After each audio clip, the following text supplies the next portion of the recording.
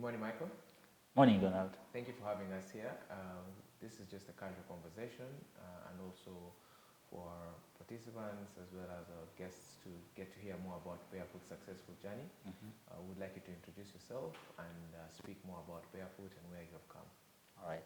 Thank you for having us, and we're always proud to be part of Hiil's program.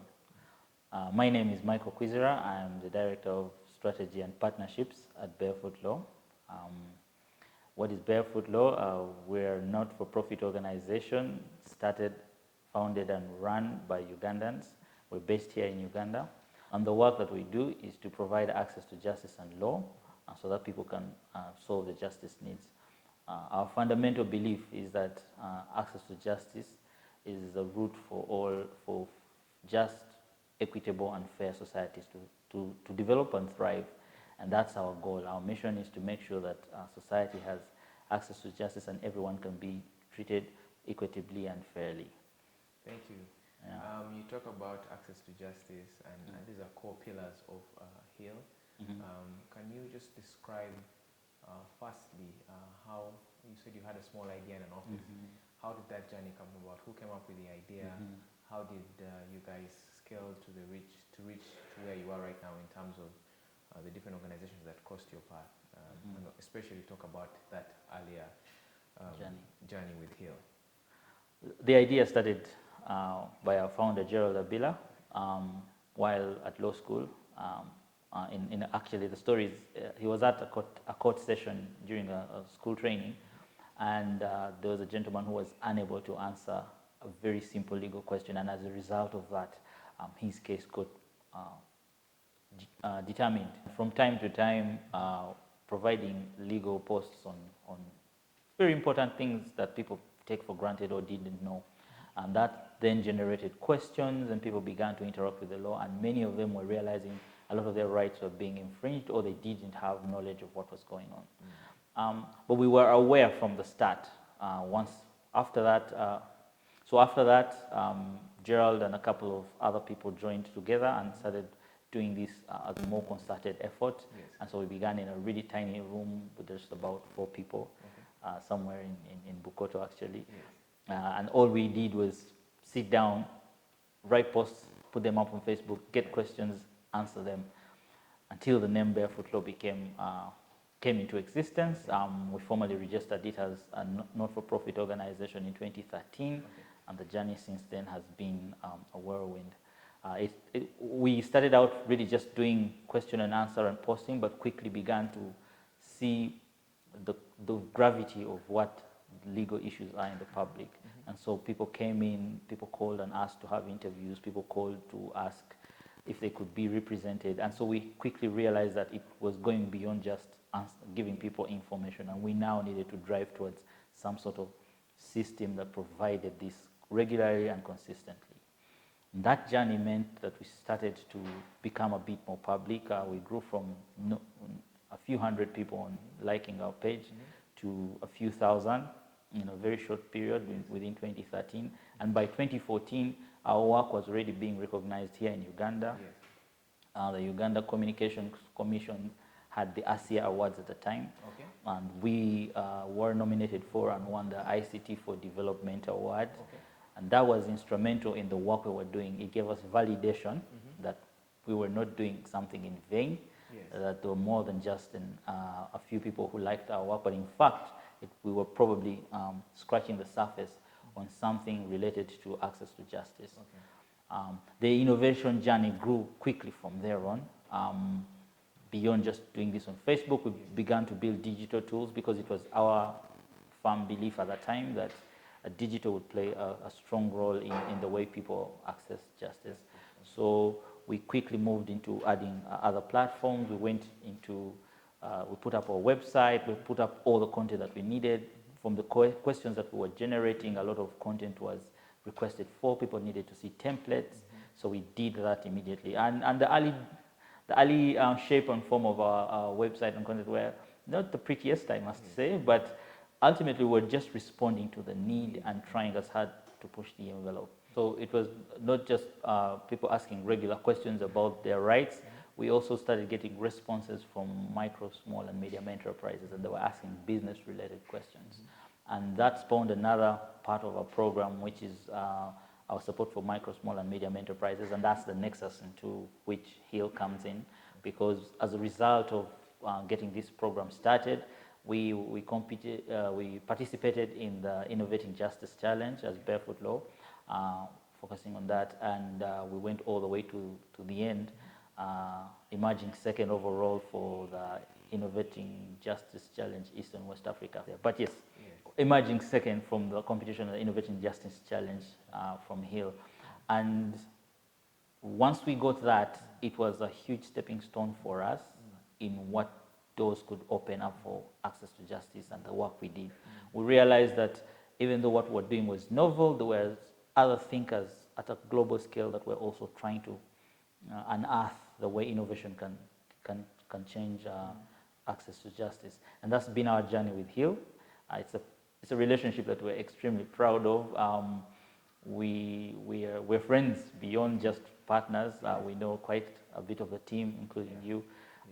But that relationship has materialized into an extraordinary source of learning, opening doors and unearthing opportunities. And I think that's where we've grown with other partners and what we've done with bigger opportunities together with Hiil. I think that instrumental part of becoming Innovating Justice winners, second runner-up, that played a crucial role in spurring us forward. Okay. Yeah.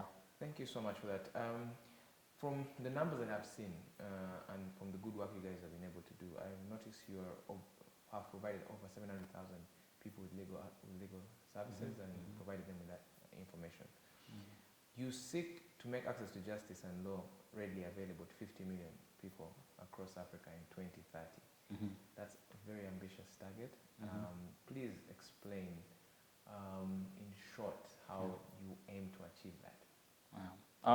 Thank you for that question. It's an ambitious target, and if I may paraphrase, go big or go home. We're really here to make sure that this is not just something that a few people benefit, but ultimately it can make a change. And defining what our goal was, I bring back Hiil because this came from one of the programs we had with them, a tailor-made training in which we could define our purpose clearly and our goals clearly. And so we arrived at that after some meticulous planning and calculation. So it's ambitious, but it's well within our sights.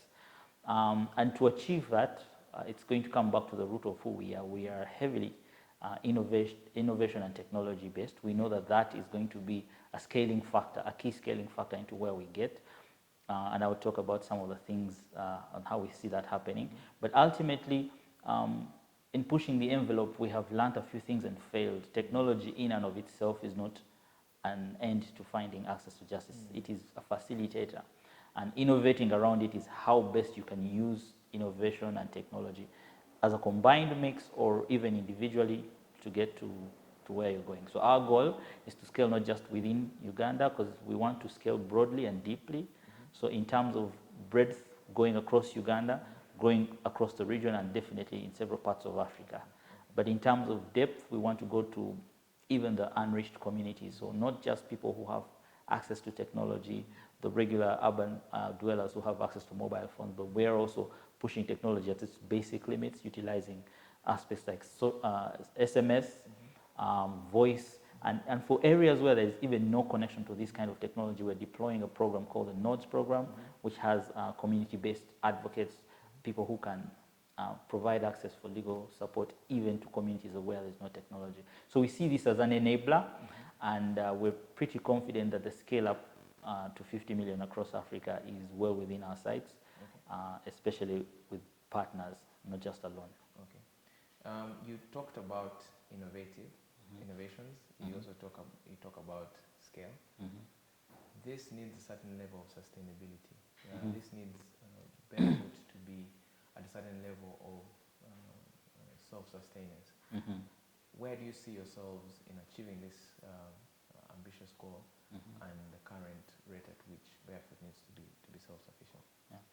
And that's a tough question but it's also a very brilliant question, especially for non-profits like ours and in a sector like access to justice. A lot of times sustainability, self-sustaining it might be viewed as being able to have the revenue to do the work that you want to do, especially at scale. We view sustainability differently. First of all, we see sustainability as being able to bring down your costs radically. And we are proponents of the idea that sustainability means, can you make your program affordable at scale such that it can then attract the kind of support that can provide it even when it's free to the public. And that's where technology comes in. And that's the role it's playing for us. It's a scaling strategy, but it's also a sustainability strategy. Second of all, we leverage partnerships. And we know that in access to justice, our scaling strategy involves working with government institutions, non-profit actors, and other legal aid service providers. What brings this glue together is technology that can leverage different facets, so that ultimately at scale, it's not really how much revenue you have to get to the next beneficiary, but what resources you've put together such that the next 10 and the next 1,000 can get it at an incrementally lower cost. And I think for us to scale out to that level, what we're doing is focusing on partnerships and building the right technology and connections to get there. Thank you. I think that's very interesting. It's an approach that I find not so many non-profits are looking at, because a lot of times donors are pushing you to be self-sustaining in terms of revenue generating. But from your submission, you're looking at reducing costs and leveraging people and partnerships. And I think it's a key one. It would be interesting to see how you guys scale. On that note, again, I go back to the 50 million people that you're trying to provide access to justice. One of the key success journeys for any enterprise or any non-profit is the team. You mentioned earlier in your submission that you were a team of 4. If you can elaborate more, in that early journey, I'm sure you're all volunteering, you weren't getting paid. How did you keep each other motivated? But in your same submission, currently as you scale, what is your core leadership structure like? And what is your current, how do you keep your group motivated? All right. Yeah, that's also, all of them are brilliant questions, I guess. Initially, we were just a team of, everybody was a volunteer. In fact, many people were part-timing or even just, picking from their own resources to make this work. Now, not in vain, but in a way in which we're confident that what we're doing could eventually get to what we wanted to do. The pillar of all of this is you have to have the clarity of your goals. Once you have the clarity of goals, then you can design a structure that can achieve them. So right now we think we're a very flat organization. We are, by and large, top down is maybe 1 or 2 or 3 levels of the organization. That allows us to be really flexible and nimble in the way we respond to challenges, in the way we respond to our resource constraints, but also in terms of how we want to achieve our goals. So I think when you're asking what's the core management team like, the structure, it's very flat, but we work across directorates that focus on which part of the goal we're getting to. So we have 50 million across Africa by 2030. There's a time bound, there's a financial part of it, there's a service provision in terms of legal and the technology to make it work. And that's all the directorate clusters that come together, of course, plus administration. And we keep it flat because ultimately that's how efficiency for organizations ought to be, but also it allows us the flexibility to respond to the environment we're in. Okay. Yeah. And you say a big word, which is something that I guess all non-profits, but also many social enterprises try to find that balance, and that is fundraising, right? I like the fact that you actually said you guys bootstrapped before you won the awards because you were actually focusing on results rather than building something that will depend on money. I think that's a very key take-home point. In regards to your fundraising efforts, once again, I'll go back to the ambitious goal of 50 million, which I know is going to be achievable. What has worked for you guys in your style of fundraising. Of course, feel free to share what you can share. Yeah, no, I'm happy to share. And what hasn't worked, so that some of the social enterprises and non-profits that we have part of our program and some of the alumni in the same Hiil program can learn from and pick from. What has worked for you guys in terms of your fundraising efforts? Yeah, fundraising it's a challenge, especially when internally as an organization you don't have very many avenues in which you raise self-generated revenue, and yet the goal you have is to keep doing more work. And it's the first thing is to understand what you're trying to do and for whom that is valuable. Yeah. So I think many times in fundraising, the things that didn't work in the start, I can say, was looking for the best donor or the biggest donor or the person who has a big budget to give out to organizations you think you're similar to. But many times people, what we discovered is people invest in value. So the value that you create, it has to resonate with whoever is going to come and support you. And I think in fundraising, it's seeing where that mix is. And once you have that approach, you will realize that it's not necessarily going for the biggest or the most bright or the most visible, but you find that somebody has a keen interest in the kind of work that you're doing and that you can nexus together. What has worked? Yeah. I think in terms of, first of all, developing internally a structure that understands fundraising. Yeah. Sometimes it's the role of leadership, but sometimes it becomes an independent role of a person within your organization. So we have a director of development now. We have an entire development team, and the role there is to work towards showcasing what work we're doing and what our vision is, and developing the relationships that can ultimately become funding and support programs. So you have to make a concerted effort towards fundraising. It's not just 100 emails a day done. Can I ask, that team, the development team, yeah. What is the percentage of the HR costs to your organization? Without giving numbers? No, that number, yeah, percentages. I'd say, because we're a very flat organization, I'll give you a fraction of what it is at the directorial level. So we have a director of development. So across 6 directorates of the organization, so one of them is development, but 2 of those and the executive director are part of the development team. So that's easily a third of your top management concentrating on development as one of the key roles. Okay. Yeah. Individually as one of their key roles. Key role. Okay. So it's a KPI. They are. I'm trying to understand this in the sense that. And we can reboot. And I like, because you said in your team you're nimble and you actually cross-function, right? So that means that you have allocated hours, man hours, on the development aspect of Barefoot. Yeah. Right? Yeah. Okay. So I can clarify for you that. So the director of development, for example, their entire job is fundraising work. Okay. But even across the different directorates, there's different people who have set time and volume of their time across the day and the month that is about development. Okay. So in total, about a third of the top management will contribute towards the development effort. Okay. Yeah. Thank you. I think that's very key, because a lot of times we've realized that founders tend to be very keen on doing the fundraising themselves, but it's quite a challenge, and it's quite a difficult one. Though you had, as we mentioned, even when we had one of our guests last week speak to you guys, it was like it's a founder's job, but I think also delegating increases the volume, right? And then most likely the founder then just sees what really abides mostly to the mission and vision of the founding team. In that aspect, one thing that really I wanted to just pick on before I ask you the final question is, at Barefoot you have back to your team, you have a lot of volunteers and a lot of lawyers who come and work with you. In regards to their approach, when someone comes and asks, a key stakeholder for Barefoot is the people you're giving access to justice.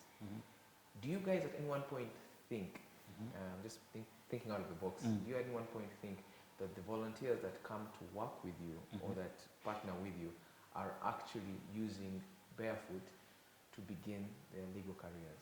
Mm-hmm. Is it something, do you measure that?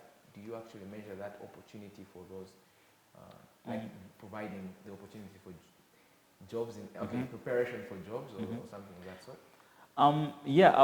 One of the key resources in terms of human resources are volunteers. Sometimes you have employees and also contractors. And for a long time in the beginning, a lot of our work, first of all, was fully volunteer, and then slowly grew into some part-time employees, and then volunteers, and then quite now the bulk of it is people who are dedicating this as their full-time and their employees. But we do have a lot of volunteer support as well. And it's not so much positioned as an opportunity for them to start their careers. I think what we do is we present an opportunity for people to learn, but also to bring their skill set to good use, ultimately supporting their own personal career growth. Now, what they do with their career growth as volunteers is entirely up to them, and we'll support them, whether it's a students program where we have some who go through a volunteer program here, students, and by the time they're done, hopefully they've been exposed to the right kind of access to justice issues that are on the grassroots, and they can decide where they're going. Those who have worked from time to time within our digital departments can then see where innovation is as well. So I think it's about creating it as a fertile ground for them to improve themselves. It's the individual who gets developed, and what they do with that learning, if it has been valuable, is entirely up to them, and how we can support them on that journey is we are open and happy to do that. Do you measure it? No, we do not measure it in terms of where they go after that. What we do is... Yeah, measuring, I mean in terms of knowing the amount of people who pass through the hands of Barefoot. Yeah, we have a very robust measurement in terms of our churn, in terms of our staff.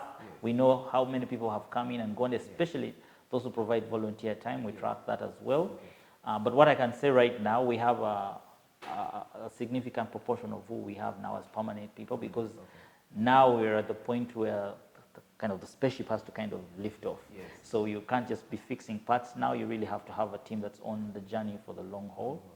Yeah, but it's an important part of the team we have as well. Volunteers support our work, and we measure how many have come in and gone. Yeah. So in terms of your process, if I was to lift, I'm thinking if you're going to go to Nairobi, or if you're going to go to Lusaka, or if you're going to go to Zambia, or are you lifting Barefoot as is and then placing it into these areas, or are you working through sort of like a franchise or partnering? Explain. Do you know how you're going to do that? Yeah. We understand that the model, by and large, that we have developed now works across Africa, but it's it's not a plug and play solution. It's getting into the community and learning how this model can be tweaked to work. Again, if you look at the binary areas of our work, it's innovation, scale, and simplified digital solutions and legal services. So it's innovation, scale, digital solutions, and legal services. That small box goes into whichever country it is, and how we plug that in matters. We're already looking at scaling into Kenya. We have a partnership now with Strathmore University, and our role in this partnership is to build the infrastructure that can go around it. So right now we're partnering with them in terms of learning, cross-exchange of a legal understanding. So that's the legal service part. We also understand now how the innovation will work there. So I say you take the CPU and plug it into different motherboards across the continent. So it will work well in some areas, and others it will need stronger platforms to operate. I like that, sort of like a human-centered approach. Exactly. You have the core, but you need to fit it into what's the environment around.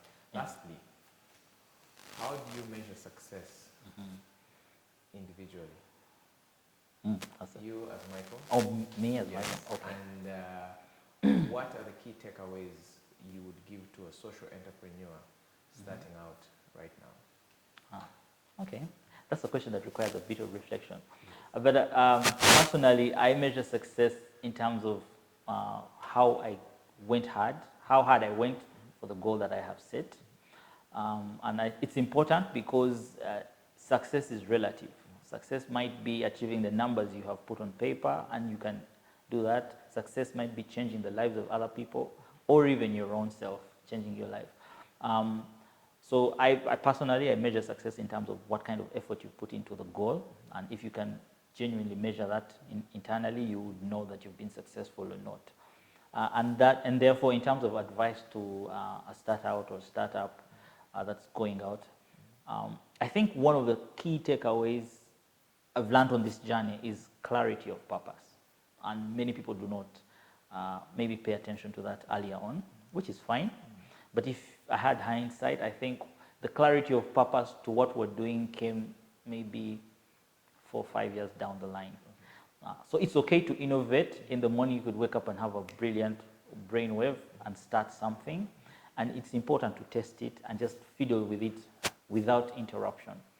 At some point, you're going to understand what is this that I'm doing and what is it going to achieve at the end. That's when you have something like a BHAG. That's when you have a vision that is meaningful. And then using that vision, it has to be your North Star. You begin to build what your measures for success are. So we utilize our BHAG as BarefootLaw, which is 50 million people across Africa by 2030. And that's our North Star. Everything that we're doing, it matters very little what the external stimulus is. If it doesn't affect our BHAG, we probably don't respond to it. So as an innovator, once you have clarity of purpose, it will help you get rid of noise around you. It will help you have focus. You will attract the right kind of team. You will build the right kind of relationships. You'll also start to attract the kind of funding that you want for the work you want, or build revenue streams that are meaningful to your end goal. Yeah. Thank you so much, Michael, and it's been a pleasure being with Barefoot. As Hiil, we would like to congratulate you guys for doing an awesome job in terms of the outreach you're doing and the legal services you're providing to the people who can't afford. And I think it's a testament to you guys' journey, and we're just wishing you all the best. Thank you very much. And our relationship with Hiil is hand in hand, and we're proud of it. Okay. We're proud of our relationship. Thank you. Yeah.